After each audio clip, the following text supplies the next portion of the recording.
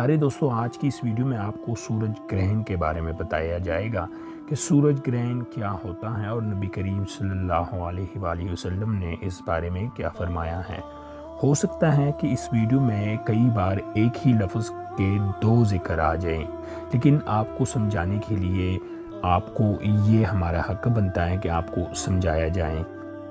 ایک دفعہ سورج گرہن ہوا تو نبی کریم صلی اللہ علیہ وسلم بہت گھبرا کر اٹھے، اس ڈر سے کہ کئی قیامت نہ ہو جائے۔ آپ صلی اللہ علیہ وسلم نے مسجد میں آ کر بہت ہی لمبا قیام کیا، لمبا رکوع اور لمبے سجدوں کے ساتھ نماز پڑھی۔ میں نے کبھی آپ صلی اللہ علیہ وسلم کو اس طرح کرتے نہیں دیکھا تھا۔ آپ صلی اللہ علیہ وسلم نے نماز کے بعد فرمایا کہ یہ نشانیاں ہیں جنہیں اللہ تعالیٰ بھیجتا ہے، یہ کسی کی موت و حیات کی وجہ سے نہیں آتے، بلکہ اللہ تعالیٰ ان کے ذریعے اپنے بندوں کو ڈراتا ہے۔ اس لیے جب تم اس طرح کی کوئی بھی چیز دیکھو تو فوراً اللہ تعالیٰ کے ذکر اور اس سے استغفار کی طرف لپکو۔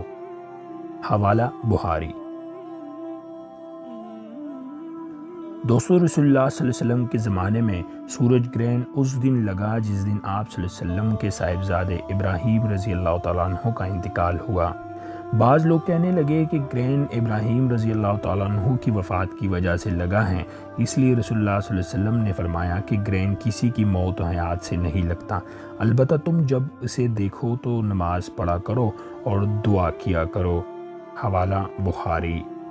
دوستو، جب تم گرہن لگا ہوا دیکھو تو اللہ سے دعا کرو، تکبیر کہو اور نماز پڑھو اور صدقہ کرو۔ حوالہ بخاری۔ دوستو، سورج اور چاند اللہ کی دو نشانیاں ہیں، ان میں گرہن کسی کی موت و حیات کی وجہ سے نہیں لگتا، لیکن جب تم گرہن دیکھو کرو تو فوراً نماز کی طرف لپکو۔ حوالہ بخاری۔ سورج اور چاند دونوں اللہ تعالیٰ کی نشانیاں ہیں اور کسی کی موت و حیات سے ان میں گرہن نہیں لگتا، بلکہ اللہ تعالیٰ اس کے ذریعے اپنے بندوں کو ڈراتا ہے۔ حوالہ بخاری۔ دوستو، رسول اللہ صلی اللہ علیہ وسلم نے فرمایا سورج گرہن میں غلام آزاد کرنے کا حکم فرمایا ہے رسول اللہ صلی اللہ علیہ وسلم نے، اور یہ بھی فرمایا ہے کہ آپ طویل عرصے کے لیے، یعنی جب تک سورج گرہن ہو تب تک آپ عبادت کیا کریں۔ حوالہ بخاری۔ دوستو، آپ صلی اللہ علیہ وسلم نے خطبے میں فرمایا کہ سورج اور چاند دونوں اللہ تعالیٰ کی نشانیاں ہیں اور کسی کی موت و زندگی کی وجہ سے ان میں گرہن نہیں لگتا، اس لیے جب تم کو معلوم ہو کہ گرہن لگ گیا ہے تو اللہ تعالیٰ کا ذکر کیا کرو۔ حوالہ بخاری۔ دوستو، جس دن ابراہیم رضی اللہ تعالیٰ عنہ کی موت ہوئی سورج گرہن بھی اسی دن لگا۔ اس پر بعض لوگوں نے کہا کہ گرہن ابراہیم رضی اللہ تعالیٰ عنہ نبی کریم صلی اللہ علیہ وسلم کے صاحبزادے کی وفات کی وجہ سے لگا ہے۔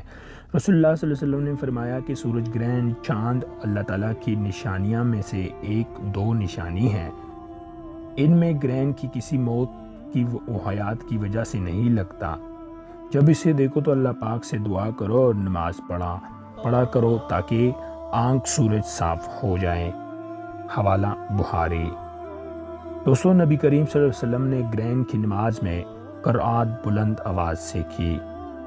صحیح بخاری۔ دوستو، نبی کریم صلی اللہ علیہ وسلم کے زمانے میں سورج کو گرہن لگا تو آپ صلی اللہ علیہ وسلم نے نماز پڑھی تھی۔ آپ صلی اللہ علیہ وسلم نے اتنا لمبا قیام کیا کہ اتنی دیر میں سورۃ البقرہ پڑھی جا سکتی ہے۔ صحیح بخاری۔ اللہ تعالیٰ اس شخص کو خوش و خرم رکھے جس نے ہم سے کوئی بات سنی پھر اس کو دوسروں تک ایسی ہی پہنچایا جیسے کہ سنا تھا۔